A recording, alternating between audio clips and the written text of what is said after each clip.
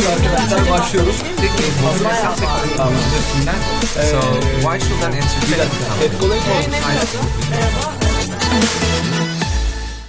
Herkese merhaba. Dijital Box'a hoş geldiniz. Ben Can Çelik. Etkoloni bünyesinde marketing egzekutifi olarak çalışıyorum. Herkese merhabalar. Ben Serdar Çelik. Etkoloni Instant Play ekibinde Head of Sales olarak görev yapmaktayım. Ekip olarak Growth Markets dediğimiz gelişmekte olan pazarlardan sorumluyuz. Bu pazarlar içerisinde ise en büyük eforumuzu Yunanistan ve Türkiye pazarlarına vermekteyiz. Bugünkü söyleşimizi de Yunanistan pazarındaki kültürel farklılıklar ve benzerlikler üzerine yapacağız. Şimdiden herkese iyi seyirler dilerim. Öncelikle Yunanistan pazarına genel bir giriş yapacak olursak, pazarın ve reklam verenlerin beklentileri nelerdir? Yunanistan pazarında geleneksel medya ve dijital medya hakkında neler söyleyebilirsin? Şimdi Yunanistan pazarında aslında dünyanın birçok ülkesinde olduğu gibi Yunanistan'da çok ciddi bir TV reklamcılığı hakimiyeti mevcut. Fakat tabii gelişen dünya içerisinde yine ajansların ve markaların yönlendirmeleriyle birlikte dijitale doğru biraz daha kayma ve bu şekilde genel reklam pazarını geliştirme gibi bir eğilimimiz var. Bizim de tabii buradaki temel amacımız dijital reklam dünyasını geliştirip maksimum seviyede ajanslara ve markalara ciddi seviyelerde faydalar sağlamayı amaçlıyoruz diyebilirim.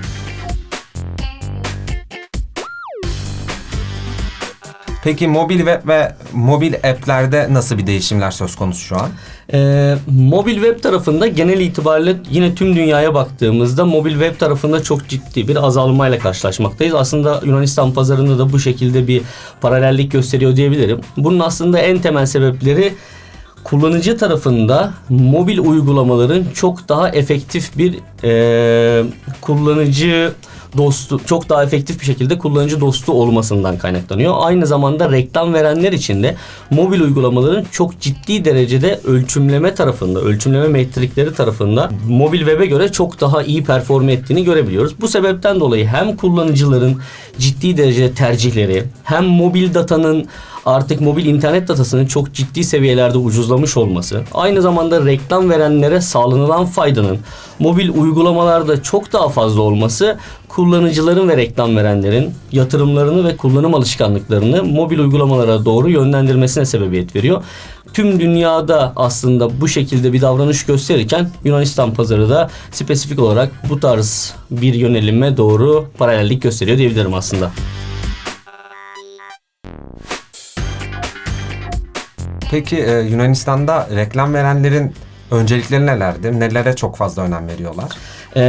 Yunanistan pazarında aslına bakarsanız ajansların ve markaların genel itibariyle tercihleri gerçekten kullanılmamış ve daha önce deneyimlenmemiş inovatif, kreatifsel işler ve aynı zamanda hacmi her geçen gün artan video kullanımları diyebilirim. Eğer siz gerçekten bir platform olarak, bir mecra olarak Yunanistan pazarında ciddi inovatif işler sunabiliyorsanız, kreatifsel işler, gerçekten ölçümlenebilir bir şekilde bunları markalara ve ajanslara ulaştırabiliyorsanız çok ciddi derecede taleple karşılaşıyorsunuz diyebilirim. Bu da aslına bakarsanız hem gelişen dünyada günümüz biraz daha bu tarafa doğru yönelmekte, Yunanistan pazarının da buna çok ciddi derecede ayak uyduruyor gibi görebiliriz, düşünebiliriz diyebilirim.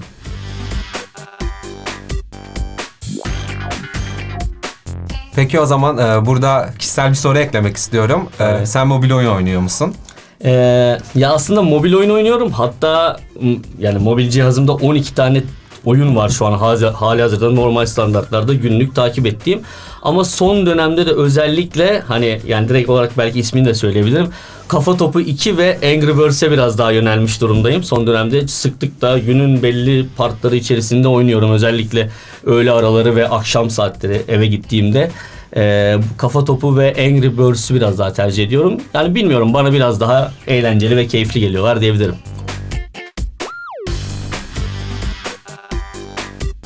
Peki reklam verenlerin mobil oyunlara karşı yaklaşımları nasıl? Değişiyor mu? Pozitif mi? Negatif mi? Şimdi özellikle Yunanistan pazarına baktığımız zaman reklam verenler mobil oyunları artık sosyal medya platformlarıyla birlikte neredeyse eşdeğer görmeye başlamış durumda.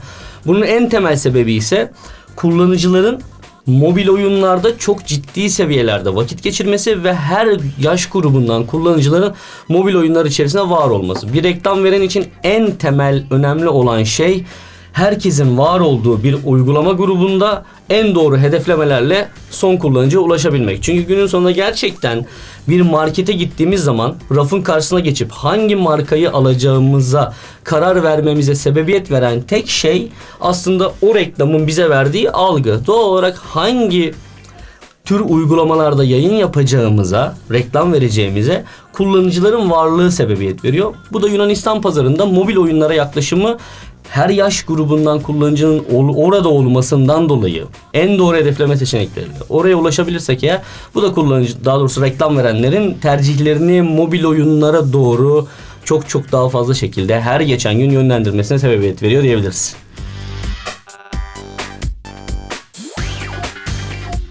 Mobil reklama en fazla hangi markalar, daha doğrusu hangi sektörler daha fazla para harcıyor, yatırım yapıyor? Şimdi bu bağlamda Yunanistan pazarı aslında tüm dünya ile birlikte paralel gidiyor diyebilirim. Çünkü tüm dünyada reklam veren, hani video yatırımcıları, video reklam verenleri, video en büyük spenderların FMCG sektöründen geldiğini görüyoruz. Yunanistan tarafında da en top spenderların aslında FMCG ve entertainment'tan geldiğini, bunların direkt arkasında da aslında yine çok bilindik şekilde telekomünikasyon ve otomotiv endüstrisinin olduğunu görüyoruz. Şimdi bir örnek vermek gerekirse normal standartlarda Yunanistan'ın en büyük dijital reklam vereni bütçesel anlamda Kozmote. Kozmote aslında Yunanistan'ın en büyük telekomünikasyon şirketi diyebilirim. Ama tabii total industry bazında baktığımız zaman Kozmote en büyük spender olsa da total industry'lerde her zaman diğer ülkelerde olduğu gibi çok ciddi farklarla FMCG ve entertainment ilk sıralarda geliyor diyebilirim.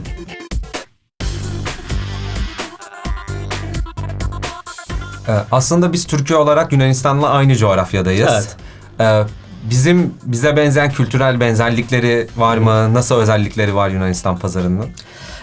Şimdi Yunanistan pazarına baktığımız zaman en belirgin benzerliği, en belirgin kültürel benzerliği aslında iletişime başlamadaki o yüksek enerji ve sonrasındaki aslında o sıcak karşılama diyebilirim. Şimdi farklı ülkelerde kurduğumuz ilişkilere baktığımız zaman diğer ülkelerde biraz daha ilişki resmi ve sakin, sonrasındaki gelişmelere göre şekilleniyor. Yunanistan pazarında ise iletişim ilk başta çok yüksek bir enerjiyle başlıyor.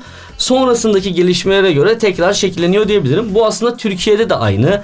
Yani bizim coğrafyamıza baktığınızda belki de Ege ve Akdeniz coğrafyasında çok ciddi derecede yüksek enerjili bir iletişim sistemi ve aynı zamanda ekstra bir sıcakkanlılık var. Bu da doğal olarak bizim coğrafyamızda hem Türkiye'de hem de Yunanistan'da bu şekilde olmasından dolayı bizi aslında çok avantajlı hale geliyor ve işimizi çok ciddi seviyelerde kolaylaştırıyor diyebilirim.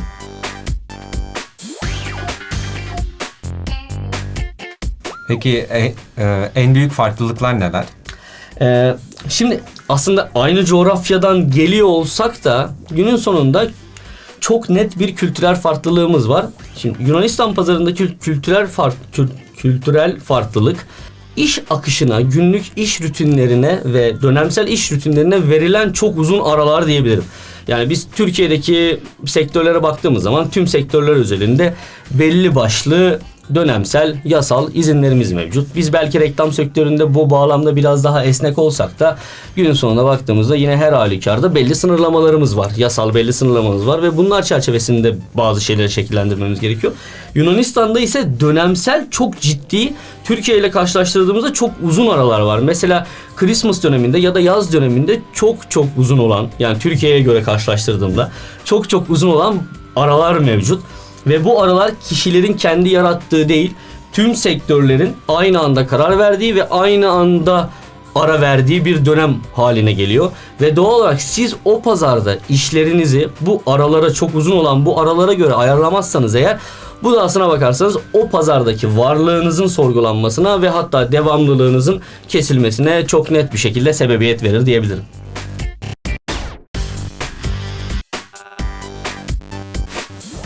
Peki Yunanistan pazarında başarılı olunmak isteniyorsa bu sektörde benzerliklerden ya da farklılıklardan hangisine veya nelere önem vermeliyiz? Şimdi aslında sohbetin ortasından beri söylediğim gibi, şimdi aynı coğrafyadan da gelsek, gidip geldiğimizde aslında Yunan dostlarımızla konuşmalarımıza göre hani Türkler ve Yunanlar arasında gerçekten akrabalığa kadar dayanacak bir bağın olduğunu fark etsek dahi bence Yunanistan pazarında veya bence belki de herhangi bir pazarda başarılı olmak istiyorsak oranın benzerliklerine değil farklılıklarına odaklanmak gerektiğine inanıyorum. Bunun işte sebebi gerçekten bir kültürün farklılıklarını anlayarak yapacağımız işleri buradaki farklılıklara göre şekillendirip oralarda başarılı olunabileceğine olan inancım her zaman tam. Çünkü bir kültürü anlayabilmek için gerçekten ne tür farklılıklar var ve biz bunlara ne gibi bir uyum sağlayabiliriz? Bence herkesin bir şekilde bunu anlaması ve yapacağı işleri bunlara göre şekillendirmesi bana ve aslında ekibime de çok daha mantıklı geliyor diyebilirim.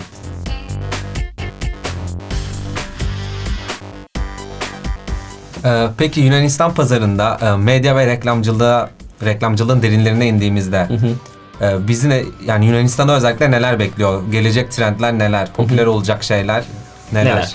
Evet. Şimdi aslında dijital pazarın ve reklamcılıktaki dijital harcamaların çok daha fazla her geçen gün geliştiği, özellikle mobilin her geçen gün daha arttığı, teknolojinin gelişmesiyle aslına bakarsanız zaten baktığımızda smartfonların çok ciddi seviyelerde geliştiğini, hatta günümüzde artık belki tabletlere dahi ihtiyacı duymayacak şekilde mobil telefonların geliştiğini görüyoruz.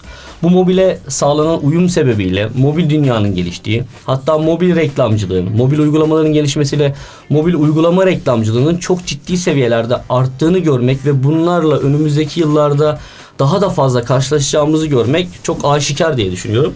Özellikle mobil taraftaki ölçümlemelerin belki de gelişmiş pazarlar olarak nitelendirdiğimiz Amerika ve İngiltere'deki gibi ölçümlemelerin çok ilk sıralara çıktığı, bizler için en önemli olduğu dönemlere çok kısa süre içerisinde ulaşacağımızı ve bunlarla karşılaşacağımızı görmek bence ilk etapta karşımıza çıkacak şeyler diyebilirim. Son olarak söyleşimizi toparlamak adına eklemek istediğin bazı şeyler var mı?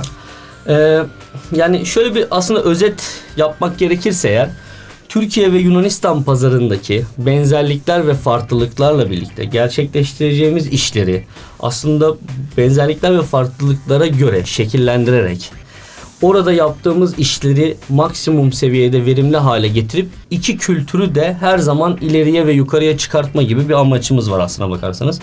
Ve doğal olarak da bununla birlikte gerçekten bu işi, bu sektörü ve bu iki ülkeyi en efektif şekilde ilerletip amacımız her halükarda dijital reklamcılık sektörünü daha ileriye taşımak diyebilirim aslına bakarsan. Ya ben özellikle bu sohbet için hem sana ayrıca çok teşekkür ederim, hem bizleri izleyen veya izleyecek olan kişilere şimdiden çok teşekkür ediyorum. Digital Box kanalımızdaki, YouTube kanalımızdaki videoları izlemeyi, aynı zamanda Digital Box kanalımıza abone olmayı lütfen unutmayın diyorum herkese. Bir de Spotify'da da podcastlerimizi dinleyebilirsiniz. Evet arkadaşlar başlıyoruz. So why should an entertainment